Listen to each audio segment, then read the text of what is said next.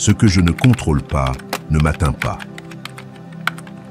Aujourd'hui, nous allons construire quelque chose que les anciens maîtres stoïques savaient créer. Un esprit si solide, si inébranlable, si centré sur son propre pouvoir, qu'il inspire un respect immédiat et peut même troubler ceux qui vous entourent. Car lorsque vous maîtrisez pleinement votre monde intérieur, lorsque vous n'avez plus besoin de l'approbation de quiconque, lorsque vous répondez avec calme alors que d'autres s'emportent, lorsque vous prenez des décisions fermes pendant que d'autres hésitent, cette présence impressionne. Non pas parce que vous êtes agressif, mais parce que vous êtes imperturbable. Non pas parce que vous cherchez à intimider, mais parce que vous ne pouvez plus être intimidé. Les stoïques, comme Marc Aurèle, Épictète et Sénèque, étaient des guerriers de l'esprit qui ont affronté l'esclavage, les guerres, les persécutions et les trahisons sans perdre leur centre, et ils ont développé un système mental si puissant que 2000 ans plus tard, ils continuent de transformer des vies. Avant de commencer, je veux que vous vous engagiez dans votre transformation. Laissez un commentaire ci-dessous avec la phrase « Aujourd'hui, je construis un esprit inébranlable. Je suis stoïque. » C'est la première action que vous pouvez prendre pour commencer à revendiquer votre pouvoir mental. Commençons. Premièrement, vous ne contrôlez que 3 choses, et cela vous rend invincible. Vous perdez du pouvoir chaque fois que vous essayez de contrôler ce qui ne dépend pas de vous. Le temps qu'il fait, l'opinion des autres, les décisions d'autrui. Tout cela est un piège mental. Si vous voulez construire un esprit si fort qu'il inspire le respect et même la crainte, vous devez commencer par la première loi du pouvoir mental. Un contrôle absolu sur ce qui dépend de vous et un abandon radical de tout le reste. Vos pensées, vos décisions et vos actions, rien d'autre. C'est tout ce qui vous appartient. Toute autre chose est une illusion de contrôle qui affaiblit votre esprit, fragmente votre attention et vous vole votre énergie vitale. Lorsque vous comprenez cela, quelque chose change en vous. Le chaos extérieur ne vous entraîne plus. L'incertitude ne vous brise plus, car vous savez que seules 3 choses sont toujours sous votre contrôle. Comment vous pensez, ce que vous décidez et comment vous agissez.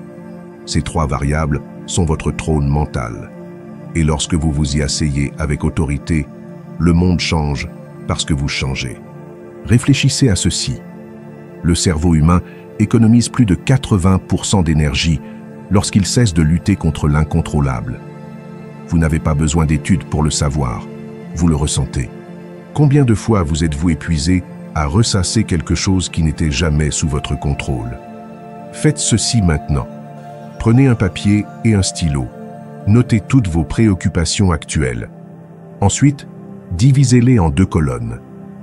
Ce que vous pouvez contrôler et ce que vous ne pouvez pas. Tout ce qui se trouve dans la 2e colonne, rayez-le, éliminez-le mentalement. Car si ce n'est pas sous votre pouvoir, cela ne mérite pas votre énergie. La véritable force mentale ne se construit pas en ajoutant des choses, mais en les lâchant. Vous abandonnez le désir de contrôler l'extérieur, et c'est là que commence votre ascension. Chaque minute passée à vous inquiéter de ce qui échappe à votre contrôle et du pouvoir que vous donnez au monde. Les personnes vraiment fortes ne s'effondrent pas face à ce qu'elles ne peuvent changer. Elles ne cherchent ni excuses ni coupables. Elles ne réagissent pas. Elles répondent avec concentration car elles vivent dans leur cercle de contrôle. Celui qui maîtrise cela commence à dégager une énergie différente. Cela ne se dit pas, cela se ressent. Il ne s'agite pas lorsque l'environnement change. Il n'entre pas en crise lorsque d'autres donnent leur avis. Sa présence transmet de la sécurité et cela intimide. Car dans un monde qui s'effondre pour un rien, un esprit stable est une anomalie puissante. Et cette anomalie, c'est vous, lorsque vous faites de cette loi votre fondement. Voici une pratique quotidienne qui va vous reprogrammer. Face à n'importe quelle situation, avant de réagir, faites une pause et demandez-vous avec une honnêteté brutale, est-ce sous mon contrôle? Si la réponse est non, laissez tomber. Cela n'existe pas pour vous. Cela disparaît de votre radar mental. C'est un mirage, et vous ne courez pas après des mirages. Vous concentrez votre pouvoir. Mais il y a quelque chose de plus profond, votre indépendance émotionnelle. Car il ne suffit pas de lâcher l'extérieur. Il faut aussi éliminer les dépendances invisibles, le besoin d'approbation, la peur du rejet, le désir d'acceptation. Tout cela vous rend vulnérable. Tout cela permet aux autres de contrôler votre esprit de l'extérieur, et ce que vous permettez se répète. Alors, coupez cela à la racine. Développez une réponse automatique qui vous libère. Cela ne m'affecte pas. Ne le dites pas comme un faux bouclier. Ressentez-le comme un bouclier réel. Quelqu'un vous critique? Cela ne m'affecte pas. On vous ignore? Cela ne m'affecte pas. On ne reconnaît pas vos efforts? Cela ne m'affecte pas. Pas parce que vous êtes froid, mais parce que votre valeur n'est définie par personne d'autre que vous. Cette autonomie mentale est si rare qu'elle dérange, car elle révèle les chaînes des autres. C'est pourquoi un esprit libre est frais, car il montre combien d'autres vivent encore prisonniers. Si vous êtes arrivé jusqu'ici, vous savez ce que vous devez faire.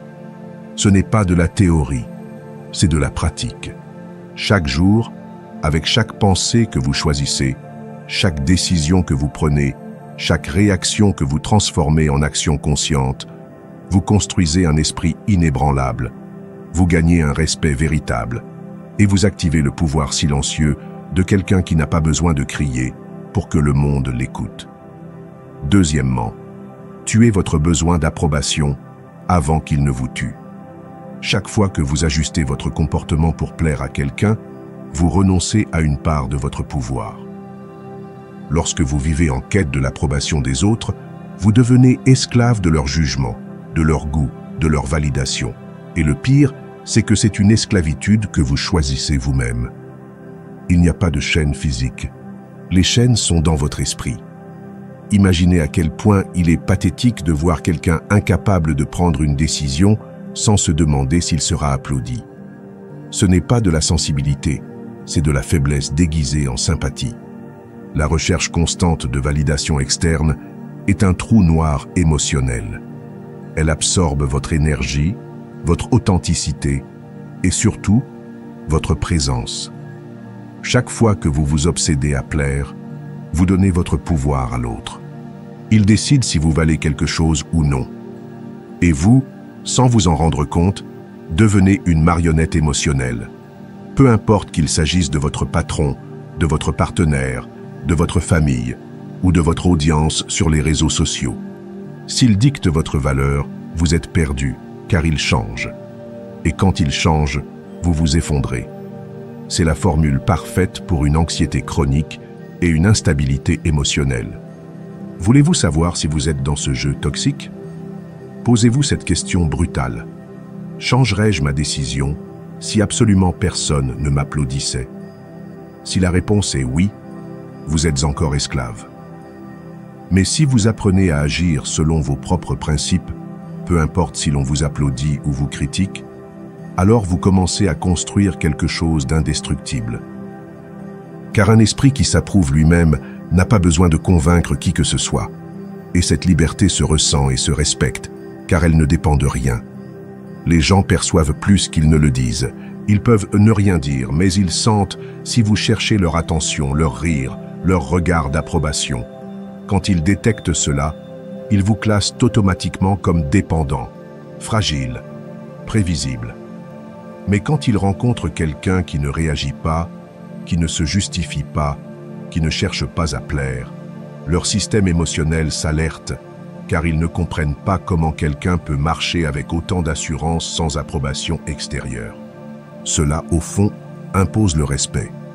L'indépendance émotionnelle totale génère une sorte d'aura invisible, une autorité naturelle qui n'a pas besoin de hausser le ton ni d'attirer l'attention. Elle est simplement là, et ceux qui la ressentent le savent. Ce n'est pas de l'arrogance, c'est un pouvoir intérieur, un pouvoir construit en prenant des décisions basées sur vos propres valeurs et non sur la peur de la désapprobation. Alors, faites ceci aujourd'hui. Prenez une décision importante, personnelle ou professionnel, sans consulter personne. Juste vous, votre jugement et votre conscience. Ne demandez pas d'avis, ne cherchez pas de réaction, agissez simplement. C'est une déclaration d'indépendance mentale. Comprenons maintenant quelque chose de plus profond. Le besoin constant d'expliquer vos actes, vos motifs, vos choix n'est pas de la courtoisie, c'est de l'insécurité. Quand vous ressentez le besoin de vous justifier tout le temps, ce que vous dites vraiment, c'est « je ne suis pas sûr de moi, j'ai besoin que vous me validiez ». Et cela épuise vous et les autres. En revanche, le silence assuré de quelqu'un qui se connaît et n'a pas besoin de se défendre impose plus de respect que 1000 arguments. Cessez de trop vous expliquer.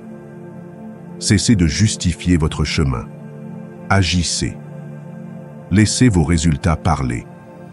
Que votre paix dérange, que votre assurance fasse taire les autres sans que vous ayez besoin d'ouvrir la bouche. C'est l'essence d'un esprit fort. Il ne vit pas pour être compris, il vit pour être fidèle à lui-même. Libérez-vous du poison de vouloir être compris par tous.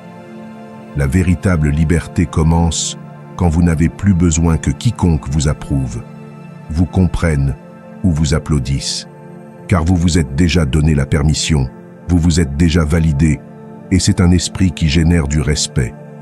Et oui, parfois cela est effrayant, car dans un monde où tout le monde court après le like, il y a quelque chose de profondément intimidant chez celui qui avance sans demander la permission. Troisièmement, sculptez un guerrier mental. Votre cerveau n'est pas une structure fixe, c'est un terrain d'entraînement. Chaque pensée que vous répétez, chaque émotion que vous maîtrisez, chaque réaction que vous contrôlez est une répétition mentale qui modèle littéralement l'architecture de votre esprit. Vous avez entre vos mains la capacité de façonner une mentalité d'acier, de concevoir un cerveau qui ne s'effondre pas sous la pression, mais qui répond avec stratégie, calme et pouvoir. Ce n'est pas une métaphore, c'est un principe de fonctionnement humain. Tout comme vous entraînez un muscle, vous pouvez entraîner votre force mentale, et cet entraînement quotidien, répété et conscient, devient votre avantage face au chaos. Chaque fois que vous choisissez de ne pas réagir, vous renforcez un chemin neuronal qui grave l'autocontrôle. Chaque fois que vous pensez avec clarté, alors que tout autour de vous s'embrase, vous créez de nouvelles connexions cérébrales qui vous rendent plus résilient. Ce processus s'appelle la neuroplasticité, la capacité de votre cerveau à s'adapter et à se reconfigurer en fonction de ce que vous répétez. En seulement 21 jours de pratique mentale ciblée, vous pouvez modifier physiquement votre cerveau. Autrement dit, vous pouvez cesser d'être impulsif, fragile ou réactif si vous pratiquez une nouvelle version de vous-même avec une discipline quotidienne. Voici où intervient l'entraînement stoïque. Visualisez 10 minutes par jour votre comportement face à une crise. Imaginez-vous recevant une critique destructrice et ne réagissant pas. Vous respirez, vous traitez, vous répondez avec calme.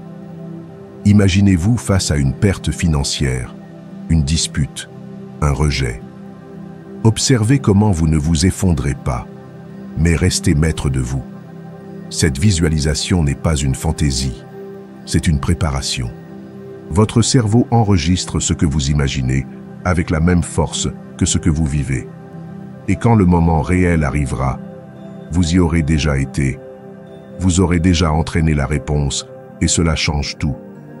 Tout comme le corps réagit à l'effort physique et se renforce avec des répétitions, le cerveau répond aux exercices mentaux par une croissance neuronale. La différence, c'est que cette croissance est invisible, mais elle se ressent. Elle se remarque dans votre façon de parler, de marcher, de décider. Les personnes qui s'entraînent au stoïcisme mental tous les jours présentent une plus grande densité dans les zones responsables de l'autocontrôle, de la prise de décision et de la régulation émotionnelle. C'est littéral. Votre cerveau devient plus fort, et vous aussi. C'est pourquoi la routine doit être non négociable. Au réveil, consacrez 10 minutes à un entraînement mental.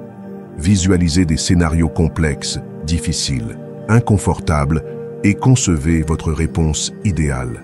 Ne laissez rien au hasard. Ne improvisez pas. Préparez votre caractère comme un guerrier prépare son épée. Que votre esprit ne se contente pas de survivre à l'impact, mais qu'il domine le champ de bataille. Car ce que vous entraînez dans le calme, vous l'exécutez dans la crise. Si vous pratiquez une froideur stratégique dans les moments de paix, votre cerveau l'automatisera lorsque tout s'effondrera. Vous n'aurez pas besoin de réfléchir, ce sera programmé. Vous réagirez comme un leader, comme une roche, comme quelqu'un qui s'est préparé pour la guerre tous les jours, même en temps de paix. La nuit est aussi un moment clé.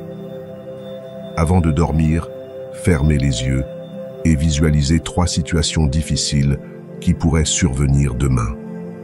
Imaginez-vous les vivre, les ressentir, mais les dominer. Voyez votre esprit répondre avec clarté, votre corps sans tension, votre voix ferme. Ce petit rituel nocturne réécrit votre système nerveux, réduit l'anxiété anticipatoire et vous programme pour gagner avant même que le jeu ne commence. Un esprit ainsi entraîné ne génère pas seulement du respect. Il impose une présence, car il ne réagit pas comme les autres. Il ne panique pas, car sa préparation est évidente. Il y a quelque chose d'effrayant chez celui qui reste calme quand tout le monde perd le contrôle. Ce n'est pas un hasard. C'est la neuroplasticité stoïque, la discipline intérieure, la répétition délibérée. Et vous pouvez forger ce cerveau de guerrier. Vous ne l'êtes pas né avec. Vous le construisez jour après jour, pensée après pensée, réponse après réponse.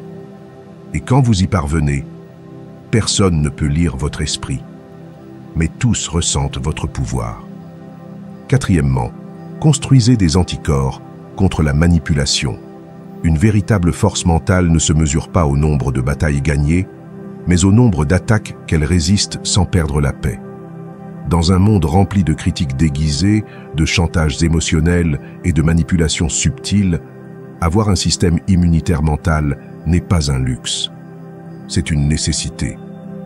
Si vous ne développez pas de défense interne, chaque mot blessant, chaque provocation, chaque regard chargé de jugement peuvent vous atteindre. Mais lorsque vous construisez des anticorps mentaux, ces mêmes agressions rebondissent, sans laisser de traces. Elles ne vous détruisent pas, ne vous perturbent pas, ne vous touchent pas.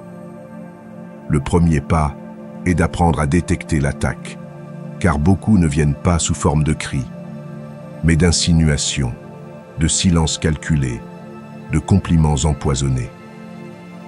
Vous devez entraîner votre esprit à reconnaître instantanément les schémas courants.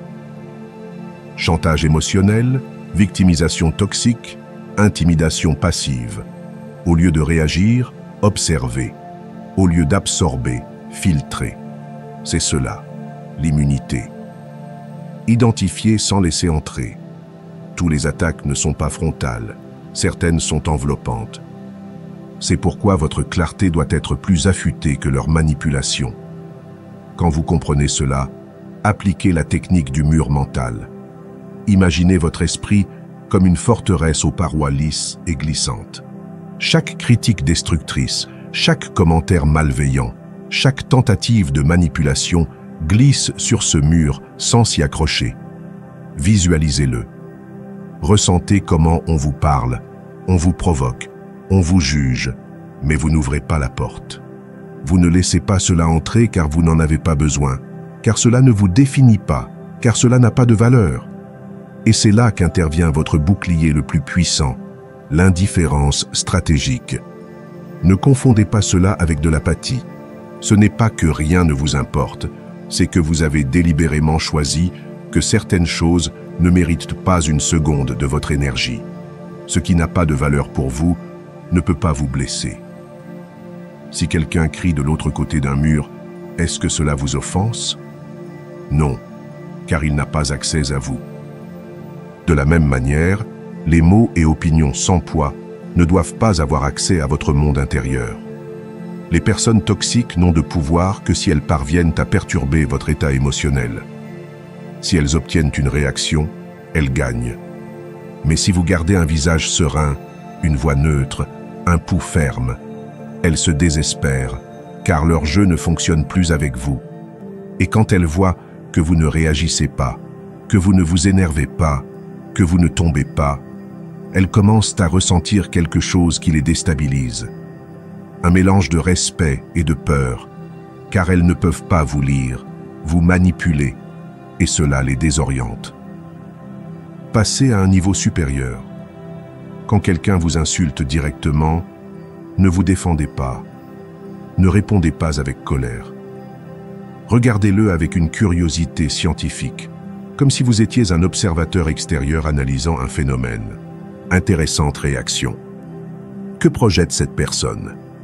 Cette distance émotionnelle vous donne du pouvoir, car lorsque l'autre est émotionnellement perturbé et que vous ne l'êtes pas, vous dominez le terrain, et vous le savez. Mais comme tout système immunitaire, celui-ci se renforce avec une exposition contrôlée. Tout comme un vaccin entraîne votre corps avec de petites doses de virus, vous pouvez entraîner votre esprit avec de petites doses de toxicité. Il ne s'agit pas de chercher le conflit, mais de tirer parti de chaque attaque comme d'une opportunité de renforcer votre résilience. Chaque fois que quelqu'un tente de vous manipuler et que vous restez calme, votre immunité s'élève. Chaque critique surmontée sans perturbation vous renforce davantage. Chaque provocation ignorée vous élève. Voici une technique concrète. Dans chaque critique malveillante, cherchez le 1% qui peut être utile. Seulement 1%. Peut-être y a-t-il quelque chose à améliorer. Le reste, le 99% toxique, jetez-le sans hésiter. Ne le gardez pas avec vous. Ne le ruminez pas. Ne l'analysez pas. Jetez-le simplement. Ainsi, vous filtrez sans vous contaminer. Vous extrayez de la valeur sans absorber le poison. Le résultat de cette pratique est profond. Vous commencez à marcher différemment. Votre regard devient plus stable. Votre énergie plus sereine. Et les gens le remarquent. Certains se sentent mal à l'aise, d'autres intrigués, mais tous, sans exception, ressentent quelque chose. Vous n'êtes pas facile à briser, et cela génère du respect. Et oui, cela effraie aussi, car quand ils ne peuvent plus vous attaquer avec des mots, ils doivent faire face à quelque chose de bien plus intimidant. Votre silence inébranlable. Cinquièmement, une confiance indestructible. Ne la montrez pas. Vivez-la. La véritable confiance ne se crie pas. Elle ne s'exhibe pas, ne se mendie pas.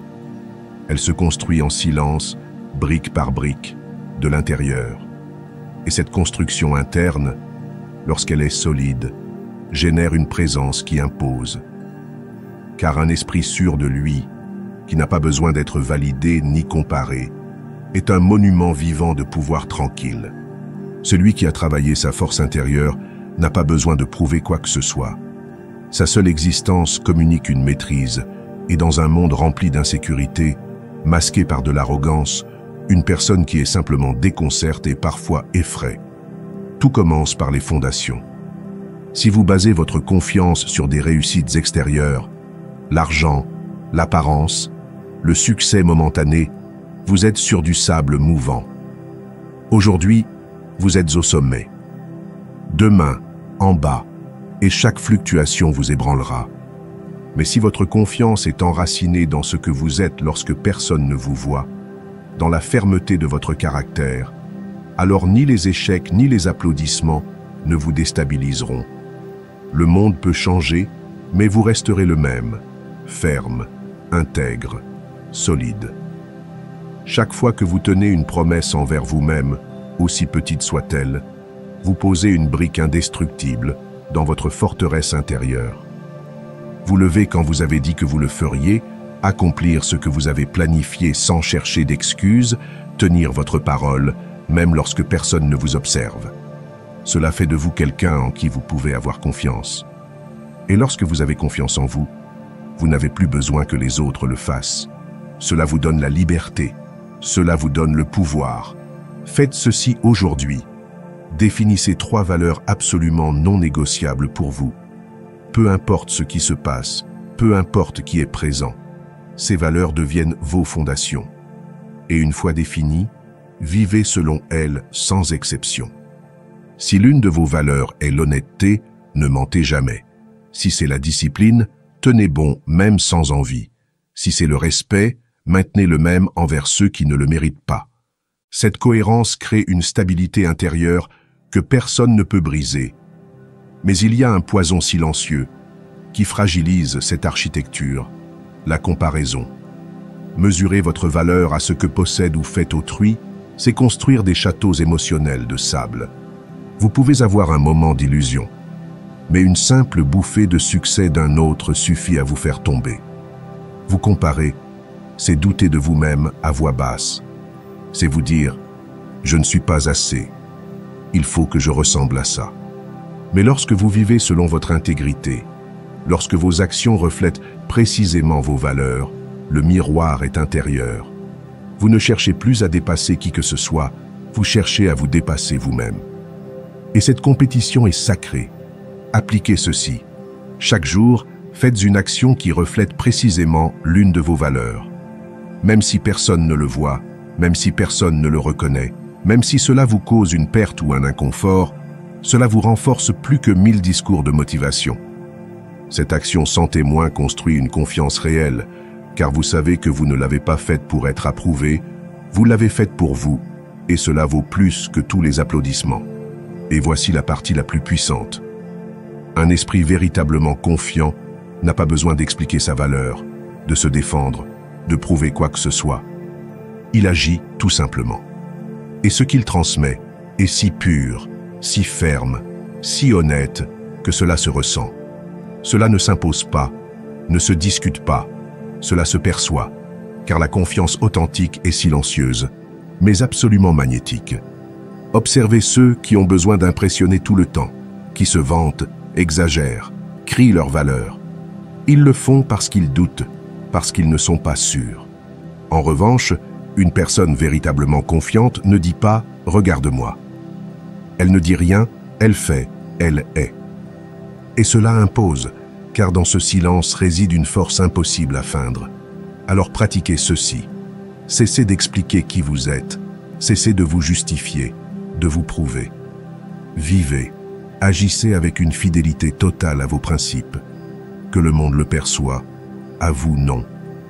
Vous savez déjà ce que vous valez, et cette certitude se transforme en présence. Et cette présence se transforme en respect. Et ce respect, dans le silence, devient intimidant, car ce que l'on ne peut contrôler, ce que l'on ne peut prévoir, a le plus grand impact. Et il n'y a rien de plus impactant que quelqu'un qui a construit une confiance si solide, si vraie, qu'il n'a pas besoin de dire un mot pour que tout le monde l'écoute. Sixièmement, votre non est votre pouvoir. Utilisez-le sans crainte. Dire non, sans expliquer, sans justifier, sans bégayer, est l'un des actes les plus puissants qu'un esprit souverain puisse accomplir. Votre non est votre épée, votre limite, votre déclaration d'indépendance. C'est la manière la plus directe de marquer votre territoire mental et émotionnel.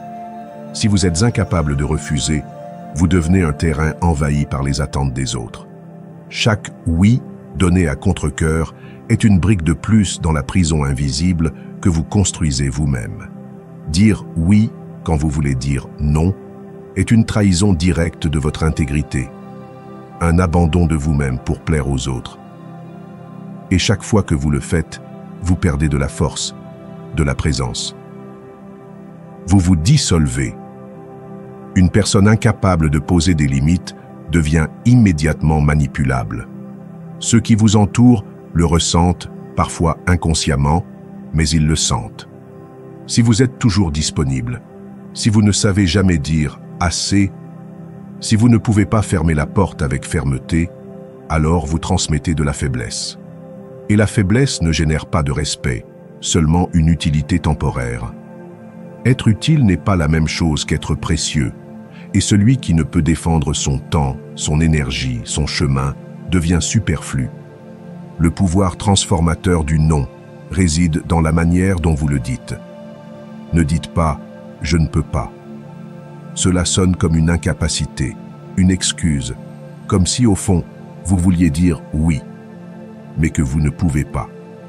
Dites plutôt « je ne vais pas le faire ». Cette phrase marque une autorité, une souveraineté, une vérité inébranlable. Vous n'êtes pas disponible pour tout ni pour tous, car vous avez un critère, une direction, et votre vie n'est pas ouverte à la négociation émotionnelle. Voici une vérité inconfortable. Dire non fermement, sans donner de raison, génère plus de respect que 1000 faveurs faites avec ressentiment. Quand vous posez vos limites avec clarté, les gens, même s'ils ne le disent pas, le respectent. Au début, ils peuvent protester, être mal à l'aise ou s'éloigner, mais au fond, ils vous valorisent, car ce qui est rare se respecte et ce qui est toujours disponible s'use. Apprendre à dire non augmente votre valeur personnelle sur le marché émotionnel et social. Voici une technique simple, mais brutalement efficace. Avant de répondre à une demande, faites une pause de 3 secondes. Respirez. Réfléchissez. Cela m'apporte-t-il quelque chose ou me retire-t-il quelque chose?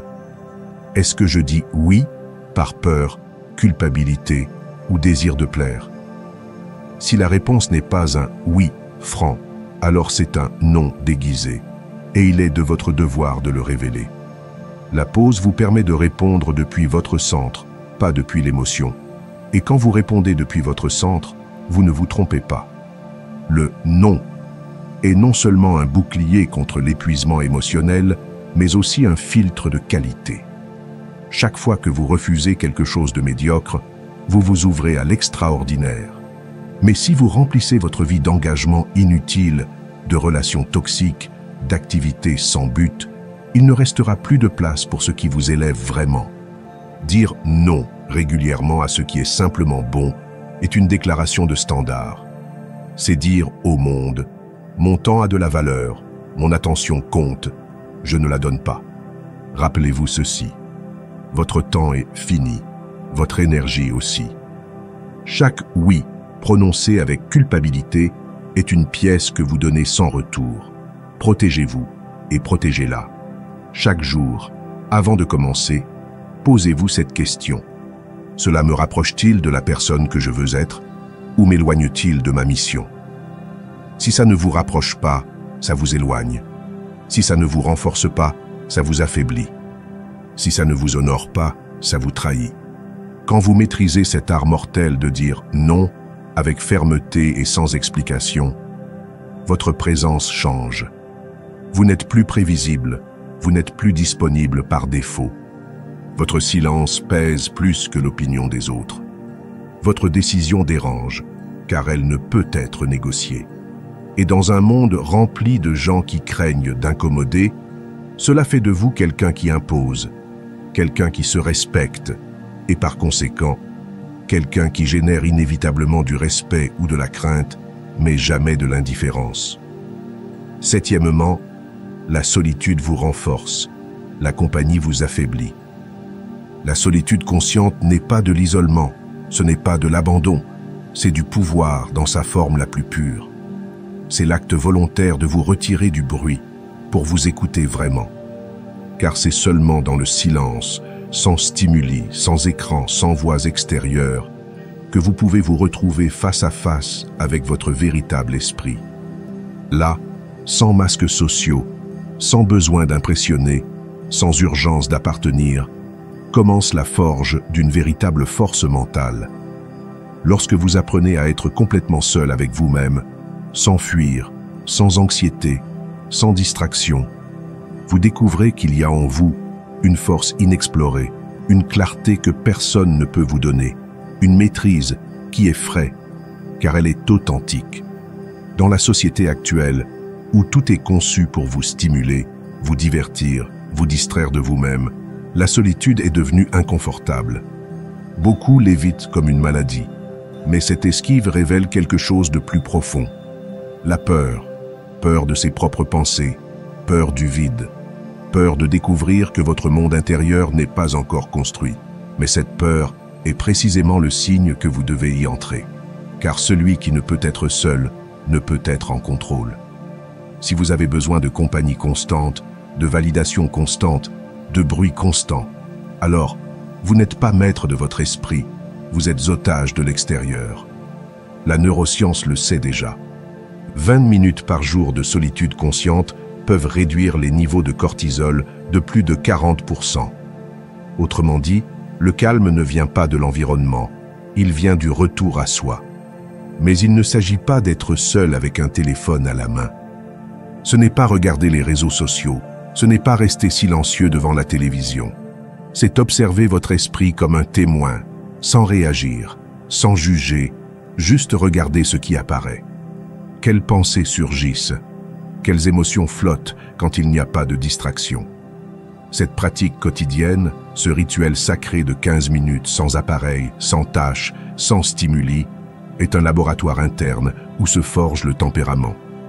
La véritable autorité commence lorsque vous pouvez être avec vous-même sans avoir besoin d'un autre. Car celui qui est complet seul entre dans toute relation depuis le pouvoir, pas depuis le manque.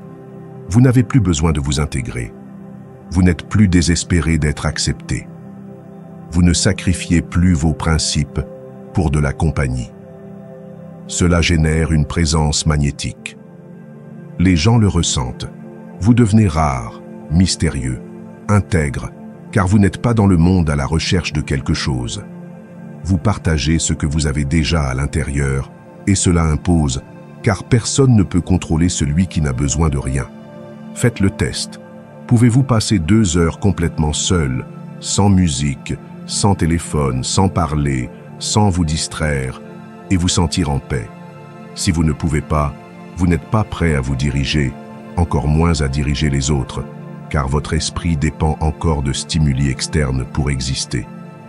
Mais si vous pouvez supporter ce silence, si vous pouvez l'habiter avec tranquillité, alors vous êtes plus proche de la maîtrise de vous-même. Et celui qui se maîtrise domine déjà le monde. Dans cette solitude profonde, apparaît quelque chose d'impossible dans la foule, votre voix véritable. Pas l'écho de ce que vous avez entendu, pas l'opinion que vous avez adoptée, pas l'attente d'un autre que vous pensiez être la vôtre. Votre centre apparaît, vos valeurs authentiques, votre dessein non influencé.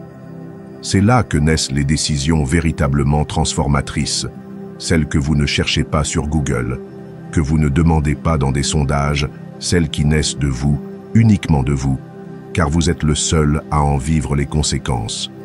Quand vous devez prendre une décision importante, faites-le depuis la solitude. Ne consultez pas, ne publiez pas, ne demandez pas. Retirez-vous, taisez-vous, réfléchissez, marchez sans parler, écoutez vos pensées, ressentez vos émotions et laissez le silence vous montrer ce qui compte vraiment.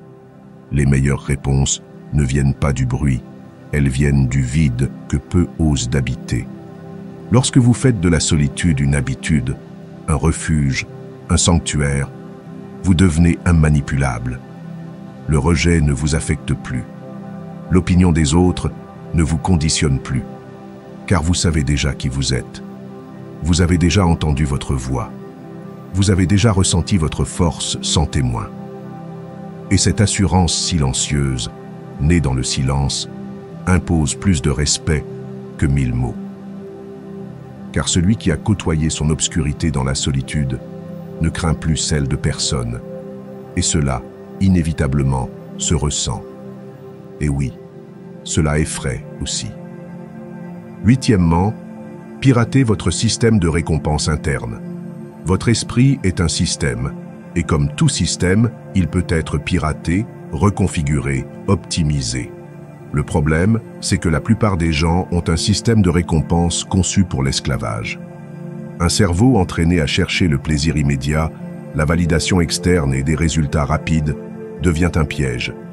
Chaque notification, chaque like, chaque compliment nourrit une dopamine mal calibrée qui vous rend dépendant des stimuli externes. Vous perdez le contrôle, car le plaisir ne vient pas de vous, il vient du monde. Et ce que le monde vous donne, il peut aussi vous le reprendre. Mais lorsque vous prenez le contrôle de votre système de récompense interne, vous passez d'esclave à souverain. Vous cessez d'avoir besoin de motivation, car le processus lui-même devient votre source de plaisir. Le premier pas est brutal. Reprogrammez votre cerveau pour trouver une satisfaction réelle, non pas dans les résultats, mais dans la discipline. Pas dans l'objectif atteint, mais dans l'acte silencieux d'avancer. Chaque fois que vous choisissez le chemin difficile, vous levez tôt, restez concentré, dire non, vous entraînez même sans envie, vous activez un nouveau modèle. Mais voici l'astuce, n'attendez pas que le résultat vous fasse du bien. Célébrez l'acte en lui-même. Chaque fois que vous exercez l'autocontrôle, arrêtez-vous une seconde et reconnaissez intérieurement ce que vous avez fait. Ces micro-célébrations conscientes, ces petits moments de reconnaissance mentale, commencent à associer la discipline au plaisir. Votre système nerveux commence à changer et avec le temps, ce qui vous coûtait devient ce qui vous élève. Car la dopamine n'est pas l'ennemi, c'est juste un messager et vous pouvez lui apprendre à frapper à la bonne porte. Le problème, c'est que si vous ne faites pas ce travail, votre esprit la cherchera n'importe où, dans la nourriture, dans l'approbation, dans les réseaux sociaux, dans le superficiel. Mais quand vous lui apprenez à la lier à la maîtrise intérieure, tout change. Vous cessez de courir après des miettes de stimuli et commencez à ressentir une satisfaction profonde rien qu'en tenant votre parole. Cela, c'est le pouvoir. La véritable satisfaction n'a pas de témoin. Elle n'a pas besoin d'applaudissements. Elle naît lorsque vous faites ce qui est juste sans que personne ne le voie. Lorsque vous choisissez le chemin de l'intégrité, même si personne n'est là pour le célébrer. C'est là que s'installe la liberté, car vous ne dépendez plus des récompenses externes. Vous avez créé votre propre système, votre propre jeu, vos propres règles, et cela génère une confiance impossible à feindre, car elle ne vient pas de l'extérieur, elle vient de votre cohérence. Faites ceci aujourd'hui. Choisissez une action qui représente une valeur profonde pour vous et exécutez-la sans que personne ne le sache, sans le raconter, sans le publier, sans le valider. Juste vous et votre conscience. Ressentez-le, respirez-le et laissez cette petite victoire nourrir votre esprit. Vous entraînez votre système interne et cet entraînement est invisible, mais il se remarque. Il se voit dans votre façon de marcher, de décider, de faire face à l'adversité. Vous ne réagissez plus comme tout le monde. Vous n'avez plus besoin de récompense. Vous ne mendiez plus la reconnaissance. Vous vous la donnez vous-même, et cela, pour ceux qui l'observent de l'extérieur, est troublant. Un système de récompense bien calibré vous rend invulnérable aux conditions extérieures.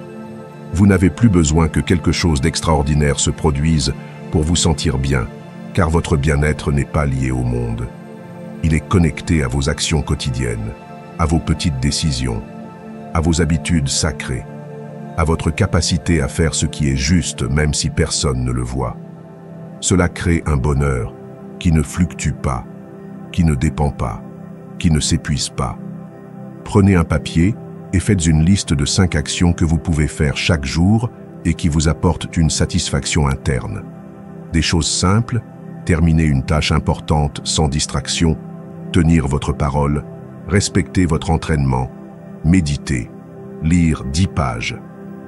Faites-les pour vous, uniquement pour vous, et ressentez le pouvoir que cela génère. Pas pour rivaliser, pas pour impressionner, mais pour renforcer ce noyau interne qui n'a plus besoin d'être nourri par le monde, car il a appris à se nourrir lui-même. Lorsque vous piratez votre système de récompense interne, vous devenez dangereux, car on ne peut plus vous séduire, vous manipuler, vous arrêter. Vous êtes émotionnellement autonome, et cette autonomie génère du respect, mais aussi de l'inconfort. Car dans un monde programmé pour courir après l'approbation, vous représentez l'opposé, quelqu'un qui n'a besoin que de sa propre cohérence pour se sentir comblé, et cela impose. Neuvièmement, la mort vous apprend à vivre sans peur. Vous allez mourir. Ce n'est pas une menace, c'est une certitude.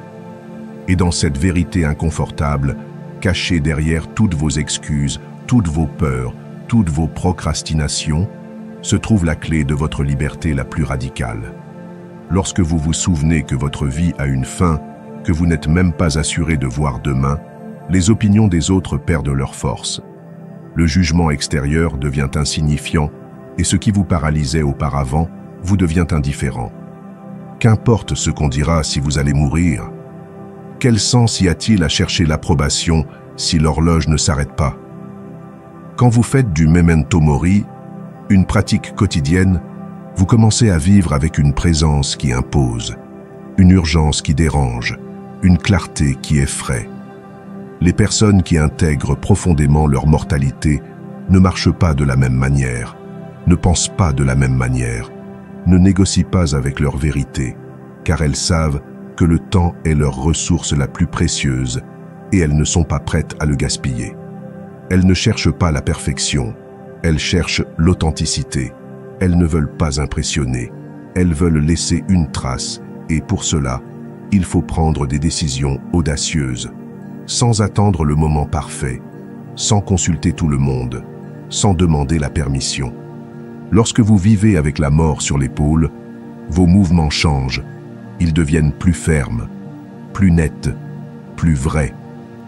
Faites cet exercice simple, mais brutalement transformateur. Chaque matin, au réveil, répétez en silence, en vous regardant dans le miroir si possible. Aujourd'hui pourrait être mon dernier jour sur Terre. Ne le dites pas avec tristesse, dites-le avec puissance, avec intensité, avec une honnêteté qui brise tout auto-illusionnement. Puis agissez comme si c'était vrai, car un jour, ça le sera.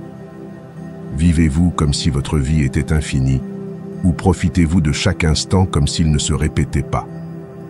Le fait que votre existence soit finie ne devrait pas vous déprimer. Il devrait vous réveiller, car chaque jour perdu ne revient pas. Chaque décision reportée est du temps offert au néant. La mort, en tant que limite non négociable, élimine automatiquement la procrastination émotionnelle. Aucune excuse ne résiste quand vous savez que l'horloge avance sans pitié. Posez-vous cette question tous les jours. Que ferais-je différemment s'il me restait exactement 6 mois à vivre? Et écoutez ce qui émerge. Cette réponse, aussi crue soit-elle, est votre vérité sans artifice, sans filtre. Et c'est là que commence votre véritable chemin. Accepter la mort, c'est embrasser la vie, car seul celui qui comprend que tout peut finir ose vivre sans réserve, sans masque, sans compte en suspens éternel. La peur de mourir est, au fond, la peur de vivre vraiment, car vivre implique de prendre des risques, de décider, d'échouer, de s'exposer. Mais si vous ne faites pas cela, pourquoi êtes-vous ici? Intégrer la mort ne vous rend pas sombre. Elle vous rend courageux. Elle vous donne la permission d'être vous, sans la demander. Et cette authenticité pleine génère un respect automatique, car le monde reconnaît l'énergie de celui qui n'a pas de temps à perdre. Faites-le maintenant. Prenez une décision que vous repoussez par peur. Peur du rejet, de l'échec, du candidaton. N'attendez plus. Attendre est une manière élégante de fuir. Ne rationalisez pas. Agissez. Choisissez avec courage. Faites ce pas. Dites ce que vous ressentez. Terminez ce que vous savez ne plus vous servir. Commencez ce que vous évitez depuis longtemps, car si votre vie se terminait dans 6 mois, tout ce qui vous retient aujourd'hui deviendrait insignifiant. Alors, pourquoi attendre? Pourquoi ne pas vivre avec cette urgence? Celui qui se souvient quotidiennement de la mort vit les yeux grands ouverts. Il ne court pas par peur. Il se déplace par dessein. Il ne cherche pas à plaire. Il cherche à impacter. Et dans cet état, sa seule présence suffit à inspirer ou à troubler. Car une personne qui a fait la paix avec la mort ne se laisse plus contrôler par rien ni personne. Elle a lâché la peur la plus profonde.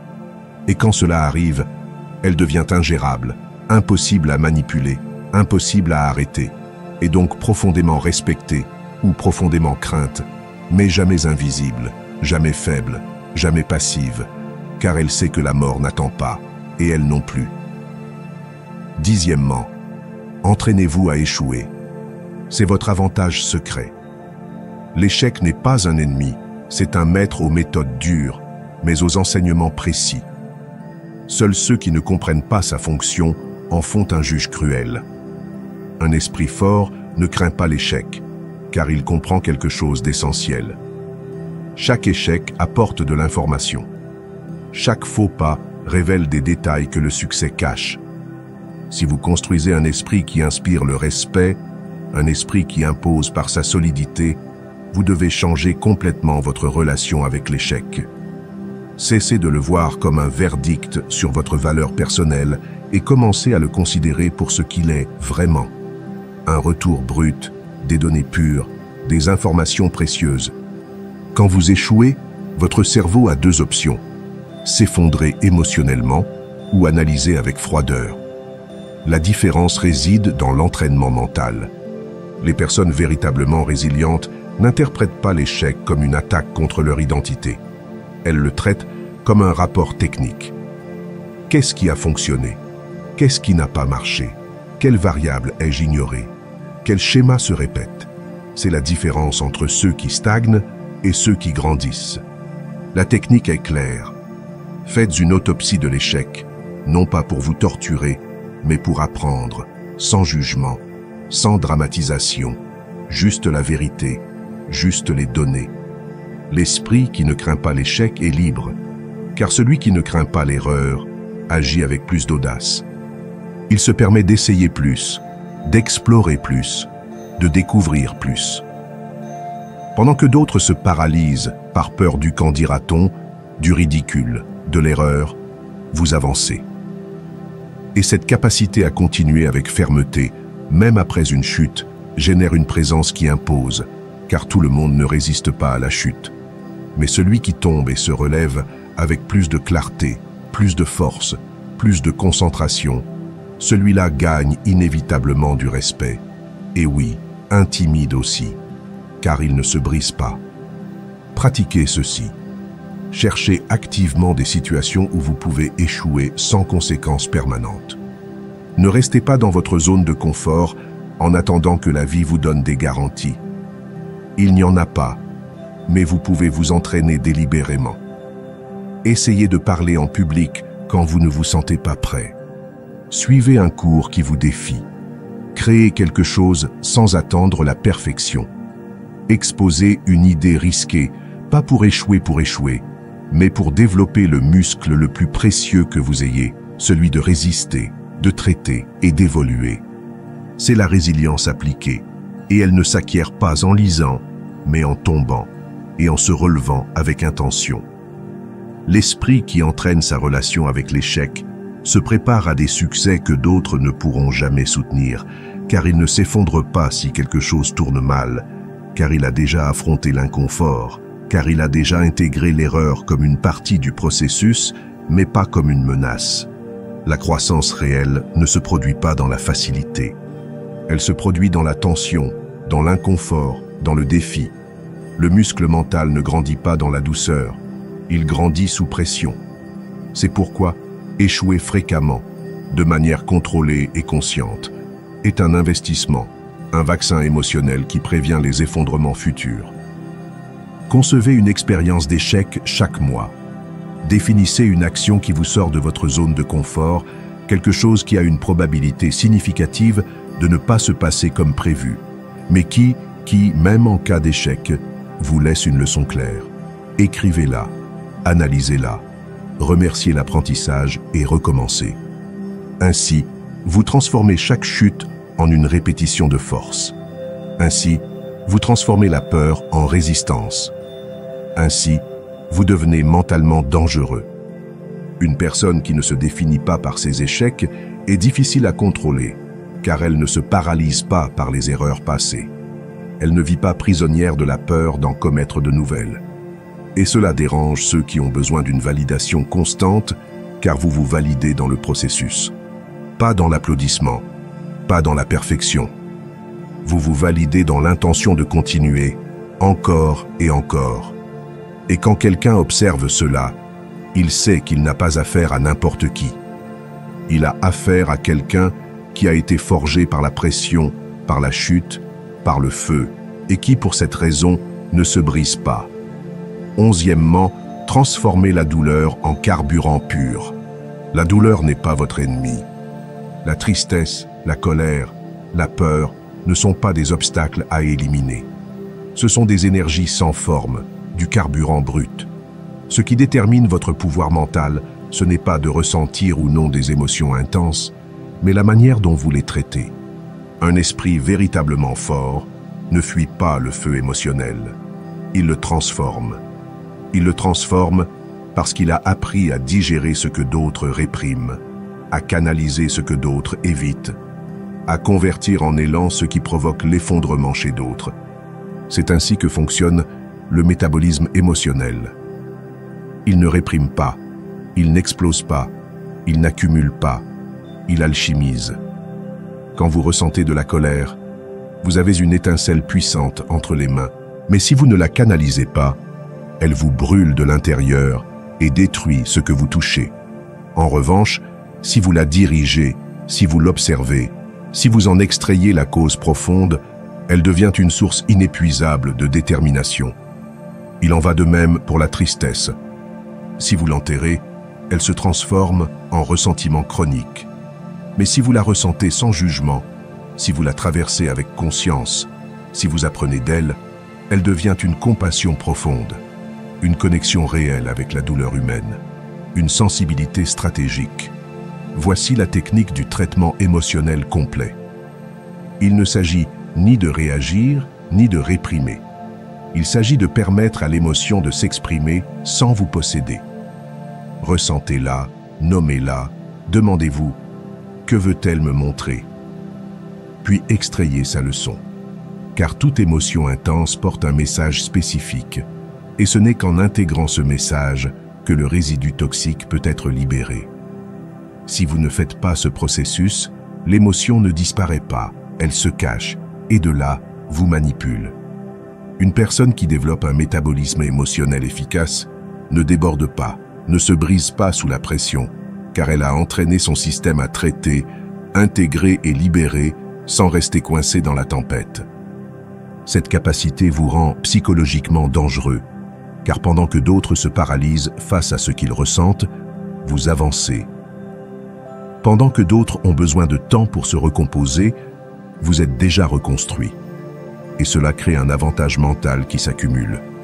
Chaque émotion bien traitée devient une couche supplémentaire de résilience, une couche invisible, mais perceptible pour tous ceux qui vous entourent. La prochaine fois qu'une émotion intense surgit, ne réagissez pas. Faites une pause, respirez et demandez-vous « Quelle leçon spécifique cette expérience m'enseigne-t-elle » Ne généralisez pas, ne dramatisez pas, allez droit au but. Cette question, posée au milieu du chaos, est un acte de maîtrise, et c'est là que se forge l'esprit inébranlable, car ce n'est pas l'absence d'émotion qui vous rend fort, c'est la maîtrise absolue sur elle. Et cette maîtrise génère une présence différente. Celui qui contrôle ses émotions transmet quelque chose que l'entourage perçoit instantanément. Stabilité, force, froideur stratégique. Cela semble surhumain, car dans un monde émotionnellement fragile, garder son calme est un super pouvoir. Mais ce n'est pas de la magie, c'est de l'entraînement, de la pratique, de la résilience. Quand vous êtes dans une crise, une dispute intense, une trahison inattendue, une frustration profonde, pratiquez ceci. Ne répondez pas impulsivement. Ne déchargez pas une énergie brute. Dirigez le calme stratégique, la pause consciente, la réponse contrôlée. Car c'est à ce moment précis, où tout le monde attend une réaction débordante, que votre silence ferme, votre regard concentré, votre voix stable impose, déconcerte, génère du respect, car cela montre une maîtrise, et la maîtrise émotionnelle est l'une des formes les plus pures du pouvoir réel. La douleur n'a pas besoin d'être une punition, elle peut être une ressource, un outil, un moteur, mais pour cela, vous devez cesser de la voir comme quelque chose à surmonter. Il ne s'agit pas de tourner la page rapidement, il s'agit de bien lire la page, de la comprendre, puis de la transformer en action consciente, en sagesse appliquée, en énergie stratégique. Une personne qui a transmuté sa douleur intérieure ne s'agit pas facilement, ne s'offusque pas pour tout, ne tombe pas face à des provocations mineures, car elle a visité son propre enfer et l'a utilisé comme un atelier, l'a fondu, l'a travaillé, l'a transformé en tempérament. Et ce tempérament, sans besoin de mots, se ressent, impose, et parfois effraie, car il montre que derrière cette sérénité se trouve une force qui a été testée par le feu et en est sortie plus forte, plus lucide et absolument imparable. 12e, décider en quelques secondes ce que d'autres mettent des mois à trancher. Un esprit puissant n'est pas celui qui sait tout, c'est celui qui décide avec clarté, rapidité et fermeté. Dans les moments critiques, celui qui hésite perd, et celui qui agit avec précision domine.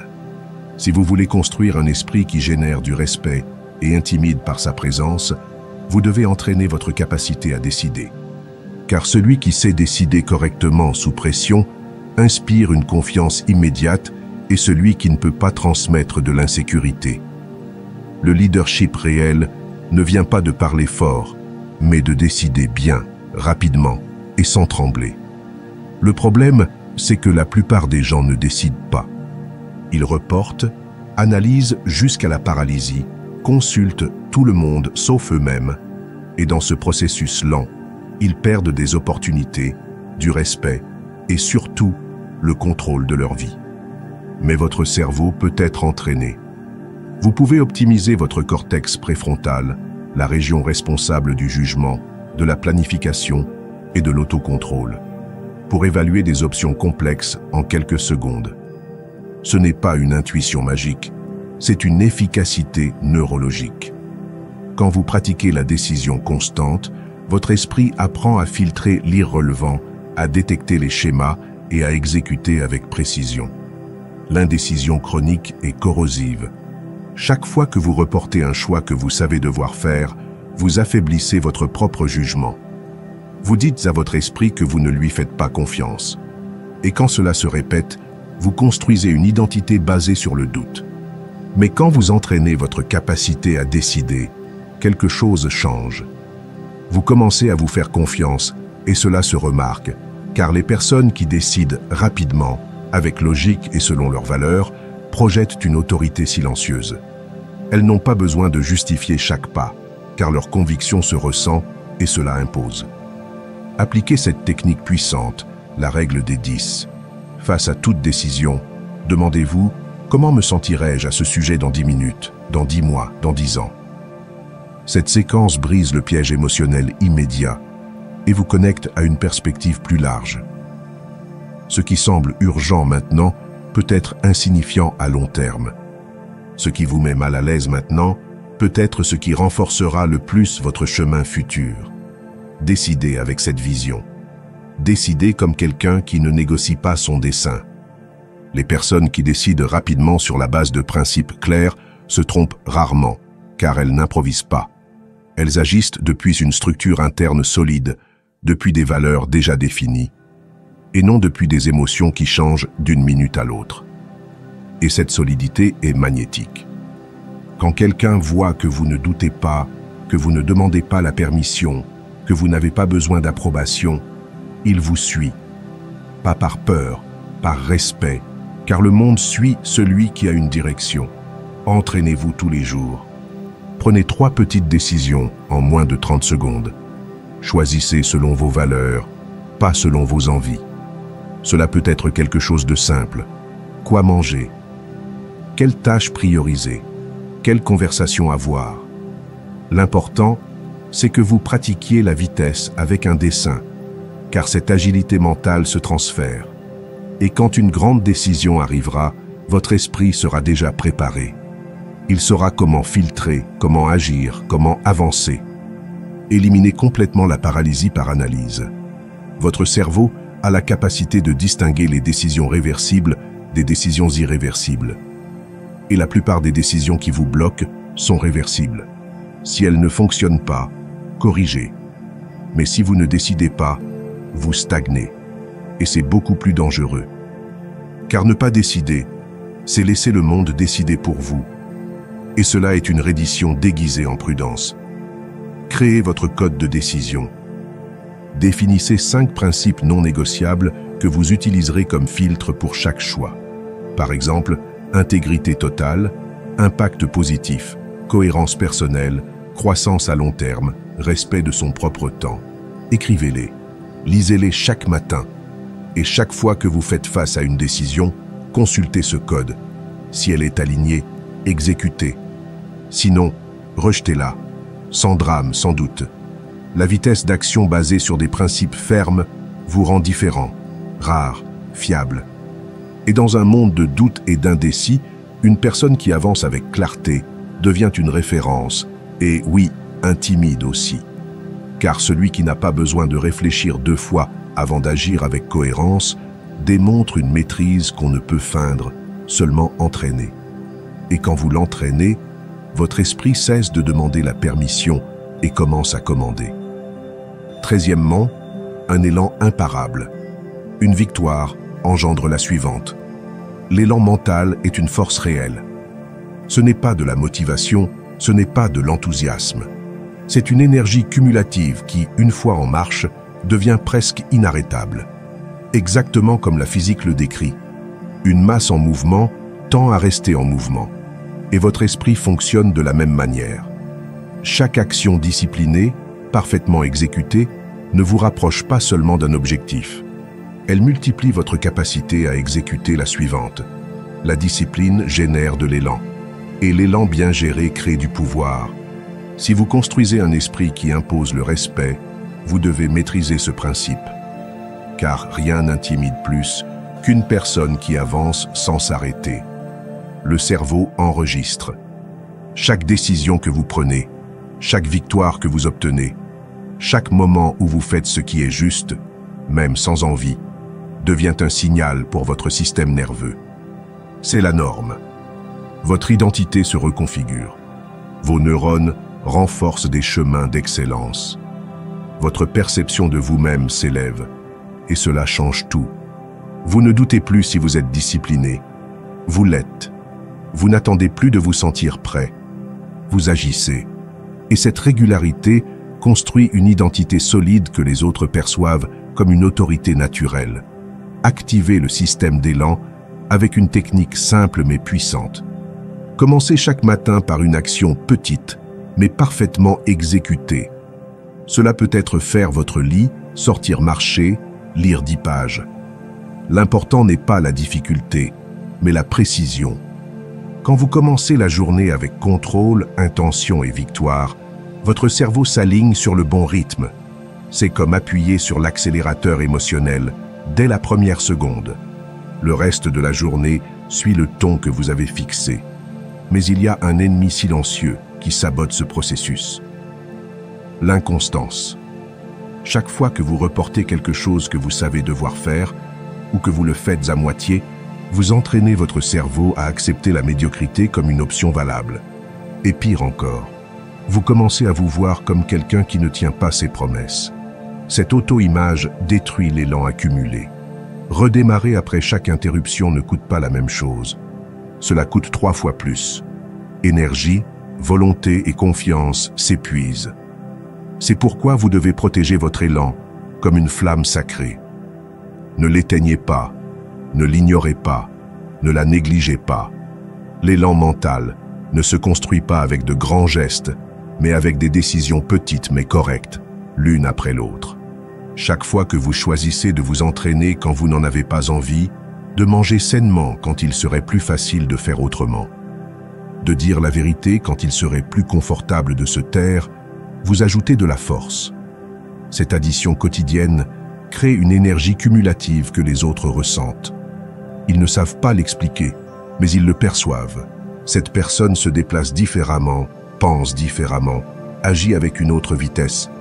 Et oui, cela génère du respect, car c'est rare, puissant, et cela n'a pas besoin de prouver quoi que ce soit.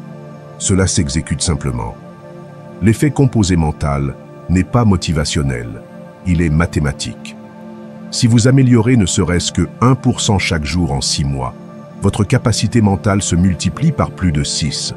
Et cela ne s'obtient pas avec la perfection, mais avec la continuité. Alors, engagez-vous dans une chaîne de 30 jours. Une action spécifique, sans faute, sans excuse, sans pause. Peut-être méditer 5 minutes, écrire, s'entraîner, lire, se lever tôt. L'important n'est pas l'action, c'est que vous la teniez chaque jour sans exception. Car au bout du compte, vous ne construisez pas un habit, vous construisez une identité. Une personne avec un véritable élan mental est perçue comme une force en mouvement. Et une force en mouvement, par nature, intimide, car on ne peut pas l'arrêter facilement, car elle ne doute pas, car elle avance. Cette constance, cette présence, cette exécution ferme et prévisible sépare ceux qui inspirent de ceux qui s'effacent. Le monde s'incline devant celui qui avance, sans demander la permission. Votre force ne réside pas dans une grande action, mais dans l'accumulation invisible de nombreuses petites décisions correctes. Et quand cela devient votre nouveau standard, vous n'avez plus besoin de force de volonté. Vous êtes la volonté. Et cela ne génère pas seulement du respect, cela crée un impact, car pendant que d'autres réfléchissent encore par où commencer, vous avancez déjà sans pause, sans excuse, avec un élan si ferme que même la peur ne peut vous rattraper. 14e, cessez de vous attaquer. Vous êtes votre meilleur allié. Votre dialogue intérieur est le code maître de votre esprit.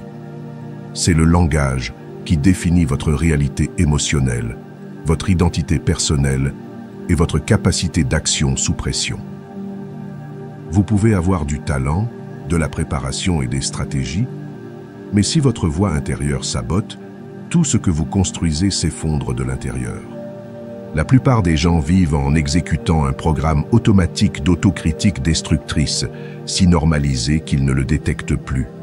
Ils se répètent « Je suis un échec, je gâche toujours tout, personne ne me prend au sérieux », sans se rendre compte qu'ils programment leur esprit pour le confirmer. Et le plus grave, ils le font tous les jours. Ce dialogue intérieur négatif n'est pas de la motivation, ce n'est pas de l'exigence élevée, c'est une violence déguisée qui mine votre force de l'intérieur. Et plus elle semble sophistiquée, plus elle fait de dégâts, car au lieu de vous aider à vous améliorer, elle vous convainc que quelque chose en vous est défectueux, que vous n'avez pas de solution, que vous ne méritez pas d'avancer. Le problème n'est pas de faire des erreurs, le problème est de vous dire que ces erreurs définissent qui vous êtes. Ce langage est un poison, et chaque mot que vous répétez renforce des voies neuronales qui modèlent ce que vous ressentez, comment vous agissez et même comment les autres vous perçoivent. Mais voici le pouvoir. Vous pouvez réécrire ce code, littéralement. La neuroplasticité montre que changer la manière dont vous vous parlez modifie physiquement votre cerveau, votre chimie, votre réponse émotionnelle, votre comportement. Faites cette pratique pendant 24 heures. Enregistrez sans filtre chaque pensée autocritique qui surgit. Notez-la. Vous serez surpris de la brutalité avec laquelle vous vous traitez quotidiennement. Et ce choc est nécessaire, car tant que vous ne verrez pas le poison, vous ne pourrez pas le changer. L'autocritique destructrice se déguise en exigence, mais en réalité c'est du désespoir. La critique constructive, en revanche, identifie un problème précis et propose un chemin pour le corriger. « Je suis un idiot » n'est pas une critique valide. Cette décision n'était pas la meilleure. Quelle information m'a manqué? Oui, ça l'est. Ce changement de formulation n'est pas un tour mental. C'est un changement de direction dans votre identité, de victime à stratège, de passif à conscient, du chaos à la structure. Et il y a quelque chose que peu comprennent. Les personnes qui maintiennent un dialogue intérieur violent projettent inévitablement cette violence à l'extérieur, dans leurs relations, dans leur manière de juger les autres, dans leur incapacité à rester calme sous pression. Car si vous ne pouvez pas vous parler avec respect, vous ne pourrez pas le faire avec le monde.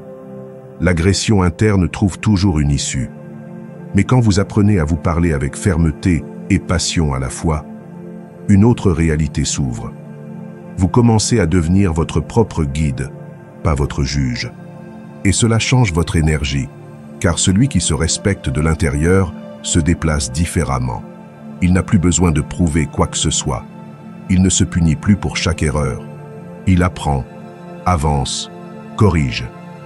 Et cette cohérence interne génère une présence magnétique, car les autres le perçoivent, sans que vous ayez à dire un mot. Vous transmettez une autorité, non pas parce que vous imposez, mais par la manière dont vous vous soutenez. Faites cette pratique clé. Quand vous êtes en crise, parlez-vous comme vous parleriez à votre meilleur ami s'il traversait la même chose. Avec clarté, oui, avec exigence aussi, mais sans le détruire, sans l'humilier, avec force et soutien à la fois. C'est l'auto-leadership émotionnel. C'est la force stoïque appliquée au langage intérieur. Car personne qui se traite avec respect ne tombe facilement sous la pression extérieure. Personne qui se guide avec sagesse ne s'effondre face à la critique. Un esprit qui se parle avec respect devient invulnérable aux maux des autres, car il ne cherche plus de validation, ne répond plus à la punition, n'a plus besoin de crier.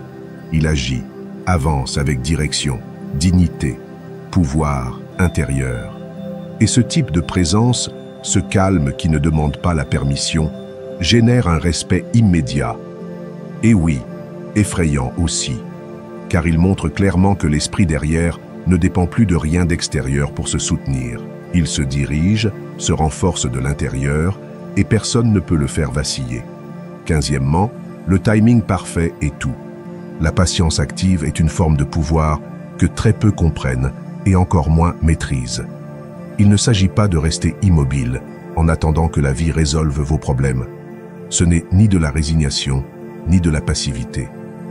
La patience active est une force latente, un pouvoir qui s'accumule en silence pendant que vous observez, analysez et affûtez votre stratégie sans montrer vos cartes.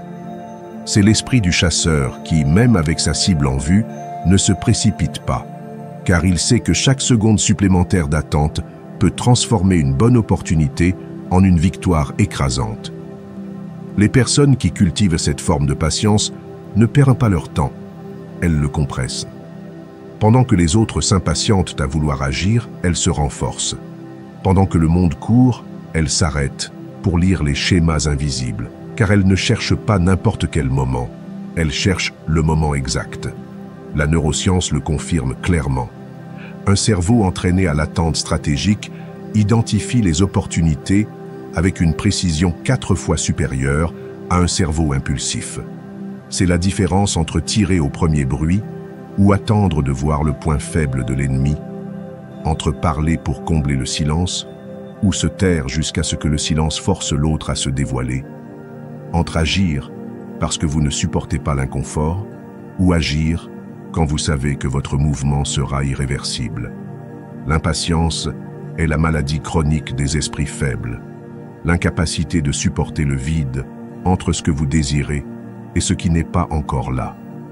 Mais cet espace est précisément là où se forge l'excellence. Agir trop tôt par pur élan émotionnel est une forme subtile de sabotage. Cela peut ressembler à une action, mais c'est en réalité une fuite, une manière d'éviter la tension créative qu'implique toute attente stratégique. Car oui, attendre consciemment fait mal, c'est inconfortable. Et c'est là le test. Pouvez-vous résister 48 heures sans répondre à une provocation directe? Pouvez-vous utiliser cet espace pour concevoir une réponse imparable au lieu de tomber dans le piège émotionnel du moment? Cela n'est pas seulement de l'autocontrôle, c'est du pouvoir mental pur. Et cela se remarque, car celui qui maîtrise le timing maîtrise la narrative. Mais le timing parfait ne s'improvise pas. Il s'entraîne, il se construit en développant une sensibilité extrême au schéma, au contexte et aux signaux humains. Vous ne savez pas seulement quoi dire, vous savez quand.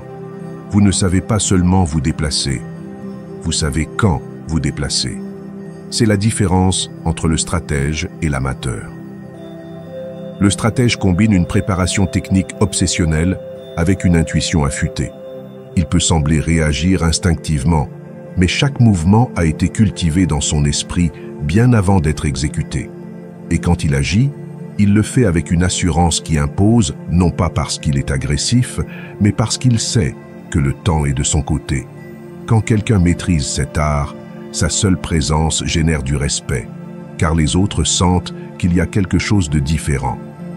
Ils ne peuvent pas l'expliquer, mais ils le ressentent. Ils perçoivent qu'il ne réagit pas par impulsion, qu'il attend, qu'il observe, qu'il évalue, et que lorsqu'il agira, il ne le fera pas à moitié.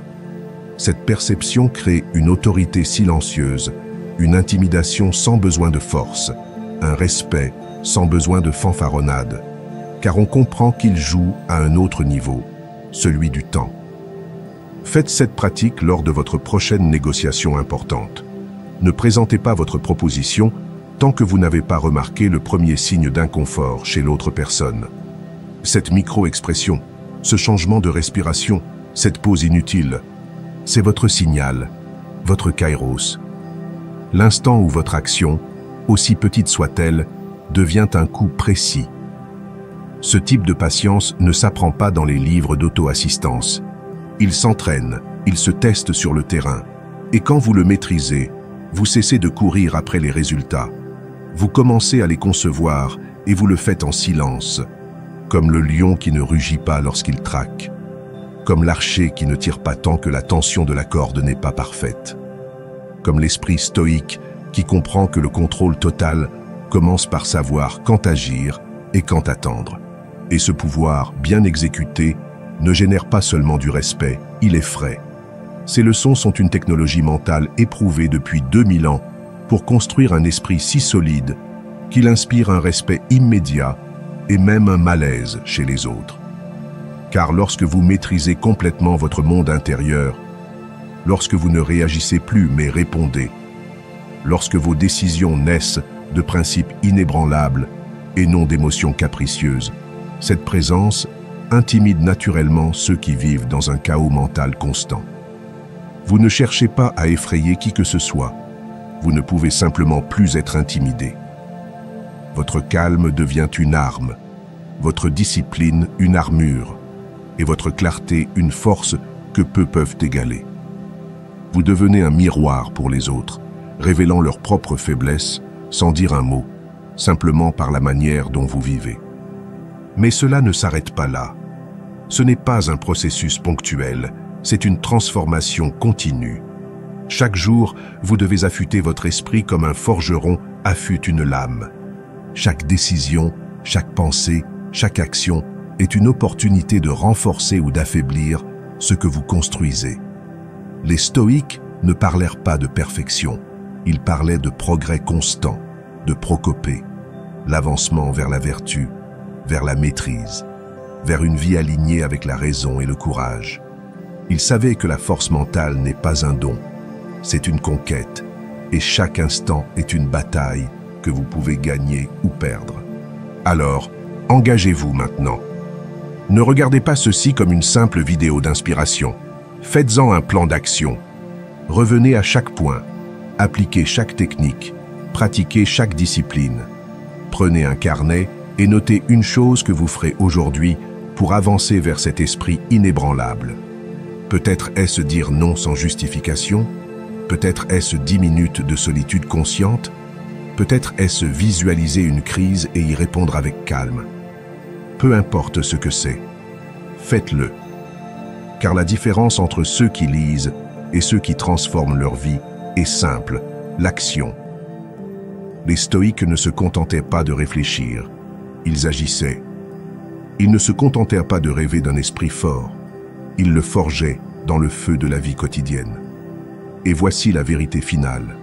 Un esprit véritablement puissant ne cherche pas à impressionner, il cherche à être fidèle à lui-même. Il ne vit pas pour le regard des autres, il vit pour son propre standard.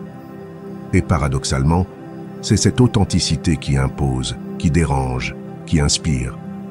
Car dans un monde où la plupart se conforment, se plient, cherchent à plaire, celui qui se tient droit, qui agit avec intention, qui vit selon ses principes, devient une anomalie.